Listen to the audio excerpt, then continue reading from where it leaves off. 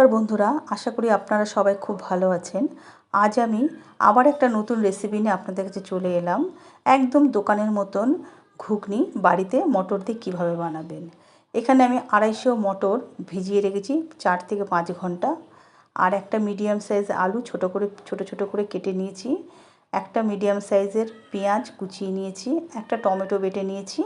আর এদিকে সাদা জিরে, তেজপাতা আর শুকনো লঙ্কা ফোড়নের জন্য নিয়ে নিয়েছি। আর 1 চামচ আদা আর 1 চামচ রসুন বেটে নিয়েছি। আর মশলার বলতে এখানে দেখুন মটরটা সেদ্ধ হয়ে গেছে। আর এখানে গ্যাস ধরিয়ে কড়াই বসিয়ে নিয়েছি। পরিমাণ মতন সর্ষের তেল দিয়ে নিয়েছি। তেলটা একটু গরম হলেই তেজপাতা, শুকনো লঙ্কা, সাদা জিরে ফোড়ন দিয়ে দেবো। দিয়ে খুব ভালো করে একটু ভেজে নেব ফোড়নটা। এবারে আমি পেঁয়াজ কুচিটা দিয়ে দেবো। পেঁয়াজ কুচি একটু ভেজে নিয়েই আলুটা দিয়ে দেবো। আলু দিয়ে 2 থেকে 3 মিনিট ভালো করে ভেজে নিয়ে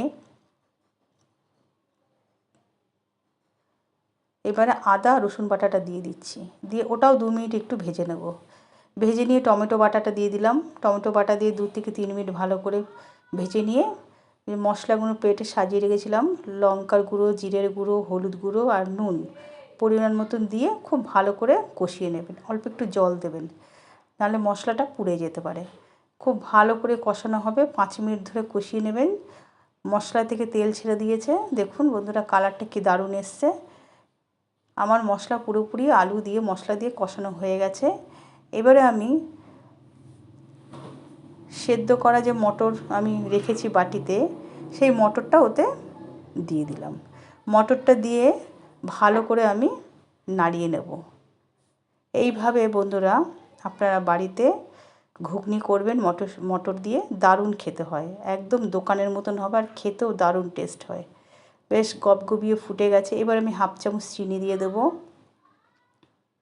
চিনি দিয়ে আরও 2 থেকে 5 মিনিট ভালো করে আমি ফুটিয়ে নেব। দেখুন সমস্ত মশলার সাথে, আলুর সাথে, মটরের সাথে খুব ভালো করে মিশে গেছে। আর কালারটাও দারুণ এসছে দেখতে। এইভাবে মটর দিয়ে বাড়িতে ঘুগনি বানাবেন, একদম দোকানের থেকেও ভালো টেস্ট হবে খেতে। একবার বাড়িতে এইভাবে ট্রাই করবেন, দারুণ খেতে হবে।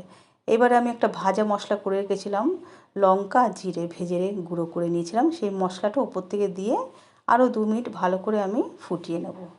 এইভাবে ফুটিয়ে নেওয়ার পরে এবারে আমি দিয়ে দেবো গরম মশলা। নামাবার আগে গরম মশলা দিয়ে ভালো করে নামিয়ে নেব। আপনারা এইভাবে একবার বাড়িতে মটর দিয়ে ঘুগনি বানাবেন, দারুণ খেতে হবে। আর ভালো লাগলে অবশ্যই বন্ধুরা আমাকে জানাবেন। খেতে কিন্তু দুর্দান্ত হয়। রুটি, পরোটা, লুচি, এমনকি রুটি, ভাত সবার সাথেই ভালো লাগবে এটা খেতে।